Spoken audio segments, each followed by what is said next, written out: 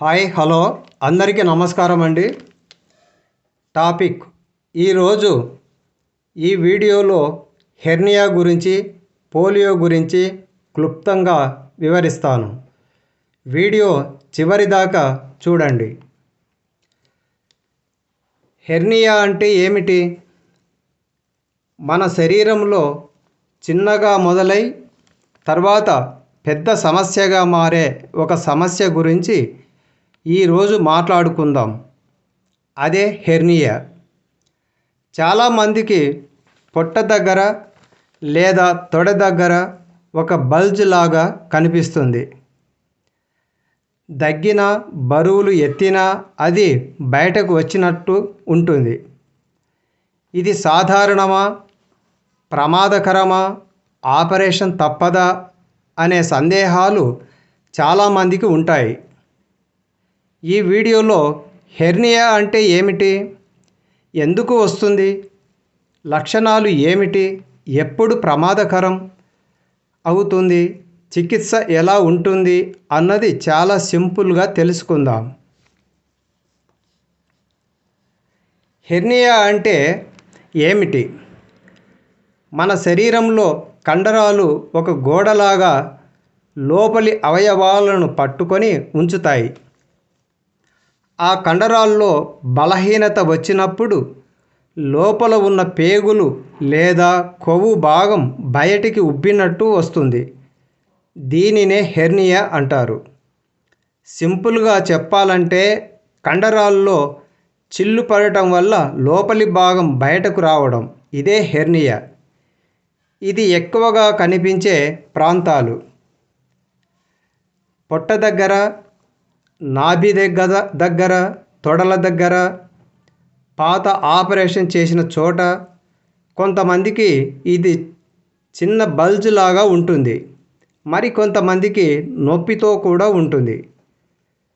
Number 2, hernia ఎందుకు వస్తుంది? Hernia రావడానికి ముఖ్యమైన కారణం కండరాల బలహీనత. కానీ ఆ బలహీనత ఎందుకు వస్తుంది? ప్రధాన కారణాలు: ఎక్కువ బరువులు ఎత్తడం, దీర్ఘకాలిక దగ్గు, మలబద్ధకం వల్ల ఎక్కువగా ఒత్తిడి పెట్టడం, అధిక బరువు ఒబేసిటీ, గర్భధారణ, వయస్సు పెరగడం, పాత శస్త్రచికిత్స చేసిన ప్రదేశం బలహీనపడటం. కొంతమందికి జన్మతోనే కండరాలు బలహీనంగా ఉండవచ్చు. హెర్నియా లక్షణాలు. హెర్నియా ఉన్నప్పుడు సాధారణంగా కనిపించే లక్షణాలు ఇవి: పొట్ట లేదా తొడ దగ్గర ఉబ్బినట్టు కనిపించడం, నిలబడితే ఎక్కువగా కనిపించడం, పడుకుంటే తగ్గిపోవడం, దగ్గితే లేదా తుమ్మితే బల్జ్ పెరగడం, లాగుతున్నట్టు నొప్పి, బరువుగా అనిపించడం. కొంతమందికి నొప్పి చాలా తక్కువగా ఉంటుంది, అందుకే చాలామంది నిర్లక్ష్యం చేస్తారు. నంబర్ 4, ప్రమాదకరమైన హెర్నియా అంటే ఏమిటి? కొన్ని సందర్భాల్లో హెర్నియా చాలా ప్రమాదకరం అవుతుంది. వెంటనే డాక్టర్ను కలవాల్సిన పరిస్థితులు: బల్జ్ గట్టిగా మారడం, లోపలికి వెళ్ళకపోవడం, తీవ్రమైన నొప్పి, వాంతులు, జ్వరం, పొట్ట ఉబ్బరం. ఇలాంటి పరిస్థితిని స్ట్రాంగులేటెడ్ హెర్నియా అంటారు. అంటే బయటకు వచ్చిన పేగులకు రక్త ప్రసరణ ఆగిపోవచ్చు. ఇది ఎమర్జెన్సీ పరిస్థితి. ఆలస్యం చేస్తే ప్రాణాపాయం కూడా ఉండవచ్చు. హెర్నియా ఎలా గుర్తిస్తారు? డాక్టర్ సాధారణ పరీక్షతోనే చాలా వరకు హెర్నియాను గుర్తించగలరు. కొన్ని సందర్భాల్లో అల్ట్రాసౌండ్, సిటీ స్కాన్ వంటి పరీక్షలు కూడా చేస్తారు. చికిత్స ఎలా ఉంటుంది? ఇప్పుడు ముఖ్యమైన విషయం: హెర్నియా మందులతో పోతుందా? సాధారణంగా కాదు. హెర్నియాకు శాశ్వత పరిష్కారం సర్జరీ మాత్రమే. ఆపరేషన్ రకాలు: open surgery, number 2 laparoscopic surgery. ఇప్పుడు ఎక్కువగా చిన్న కట్లతో చేసే లాప్రోస్కోపిక్ సర్జరీ చేస్తున్నారు. దీంతో నొప్పి తక్కువ, త్వరగా కోలుకోవచ్చు. చిన్న స్క్రాచ్ మాత్రమే ఉంటాయి. సర్జరీలో బలహీనమైన భాగాన్ని మెష్తో బలపరుస్తారు.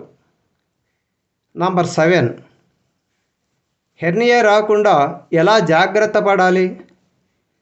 హెర్నియా రాకుండా ఉండాలంటే చాలా బరువులు ఒక్కసారిగా ఎత్తకండి. బరువు నియంత్రణలో ఉంచండి.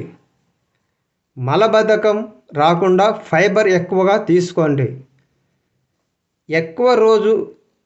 ఎక్కువ రోజుల దగ్గు ఉంటే చికిత్స చేయించుకోండి. వ్యాయామం ద్వారా కండరాలు బలంగా ఉంచండి. మరి ఫ్రెండ్స్, హెర్నియా చిన్న సమస్యలా కనిపించినా నిర్లక్ష్యం చేస్తే ప్రమాదకరంగా మారవచ్చు. శరీరంలో ఏదైనా కనిపిస్తే వెంటనే డాక్టర్ను సంప్రదించండి. ఈ వీడియో మీకు ఉపయోగపడితే లైక్ చేయండి, షేర్ చేయండి. ఇంకా ఇలాంటి ఆరోగ్య సమాచారం కోసం మా ఛానల్ని సబ్స్క్రైబ్ చేయడం మర్చిపోవద్దు. మరియు పోలియో గురించి మాట్లాడుకుందాం. పోలియో అంటే ఏమిటి? ఒకప్పుడు ప్రపంచవ్యాప్తంగా వేలాది పిల్లల జీవితాలను మార్చేసిన ఒక ప్రమాదకరమైన వ్యాధి గురించి ఈరోజు తెలుసుకుందాం. అదే పోలియో. చాలామంది పోలియో డ్రాప్స్ గురించి వింటుంటారు. కానీ పోలియో అంటే అసలు ఏమిటి? అది ఎలా వస్తుంది? ఎందుకు చిన్నపిల్లలకు తప్పనిసరిగా వ్యాక్సిన్ వేస్తారు?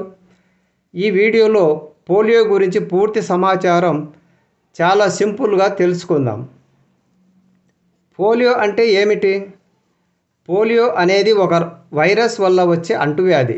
దీనిని పోలియోమైలిటిస్ అని కూడా అంటారు. ఈ వైరస్ ముఖ్యంగా చిన్నపిల్లలను ప్రభావితం చేస్తుంది. ఇది మన నర్వస్ సిస్టంపై దాడి చేసి చేతులు లేదా కాళ్ళు పని చేయకుండా పారాలిసిస్కు కారణమవుతుంది. కొన్ని సందర్భాల్లో శ్వాస తీసుకునే కండరాలపై కూడా ప్రభావం చూపి ప్రాణాపాయం కలిగించవచ్చు. పోలియో ఎలా వ్యాపిస్తుంది? పోలియో వైరస్ ప్రధానంగా కలుషితమైన నీరు మరియు ఆహారం ద్వారా వ్యాపిస్తుంది. వ్యాపించే మార్గాలు: శుభ్రం కాని నీరు, అపరిశుభ్రమైన ఆహారం, చేతులు కడుక్కోకపోవడం, ఇన్ఫెక్టెడ్ వ్యక్తి మలంతో కలుషితమైన వస్తువులు. అందుకే చిన్నపిల్లల ఆరోగ్యంలో పరిశుభ్రత చాలా ముఖ్యం. పోలియో లక్షణాలు: పోలియో వచ్చిన ప్రతి ఒక్కరికి పారాలిసిస్ రాదు. చాలామందిలో మొదట సాధారణ జ్వరంలా కనిపిస్తుంది. ప్రారంభ లక్షణాలు: జ్వరం, గొంతు నొప్పి, అలసట, తలనొప్పి, వాంతులు, కండరాల నొప్పి.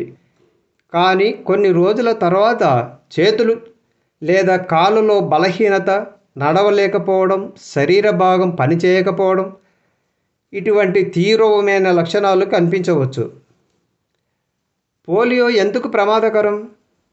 పోలియోలో అత్యంత ప్రమాదకరమైన విషయం ఏమిటంటే, ఒకసారి పారాలిసిస్ వచ్చాక చాలా సందర్భాల్లో అది శాశ్వతమైపోవచ్చు. అంటే పిల్లలు జీవితాంతం నడవలేకపోవచ్చు, కాళ్ళు బలహీనపడవచ్చు, శరీర ఆకృతి మారిపోవచ్చు. ఇదే కారణంగా ప్రపంచవ్యాప్తంగా పోలియో నిర్మూలన కోసం భారీ కార్యక్రమాలు చేపట్టారు. పోలియో చికిత్స ఉందా? ఇప్పటి వరకు పోలియోకు ప్రత్యేకమైన క్యూర్ లేదు. డాక్టర్లు ఫిజియోథెరపీ, సపోర్టివ్ ట్రీట్మెంట్, మస్కుల్ ఎక్సర్సైజెస్ దీని ద్వారా రోగిని సహాయం చేస్తారు. అందుకే పోలియోలో చికిత్స కంటే నివారణ చాలా ముఖ్యం. పోలియో వ్యాక్సిన్ ప్రాముఖ్యత: పోలియోను అడ్డుకునే అత్యంత శక్తివంతమైన ఆయుధం పోలియో వ్యాక్సిన్. 2 ప్రధాన వ్యాక్సిన్లు: ఓరల్ పోలియో వ్యాక్సిన్, పోలియో చుక్కలు. Number 2, IPv injection. ప్రభుత్వం నిర్వహించే పల్స్ పోలియో కార్యక్రమంలో చిన్నపిల్లలకు ఉచితంగా పోలియో చుక్కలు ఇస్తారు. చాలామంది అడుగుతారు, మా పిల్లలకు ఇప్పటికే వ్యాక్సిన్ వేశాం, మళ్ళీ పోలియో డ్రాప్స్ ఎందుకు? ఎందుకంటే ప్రతి పిల్లవాడికి పూర్తి రక్షణ కల్పించడానికి రిపీటెడ్ డోసెస్ అవసరం అవుతాయి. భారత్లో పోలియో పరిస్థితి. ఒకప్పుడు భారత్లో పోలియో కేసులు చాలా ఎక్కువగా ఉండేవి.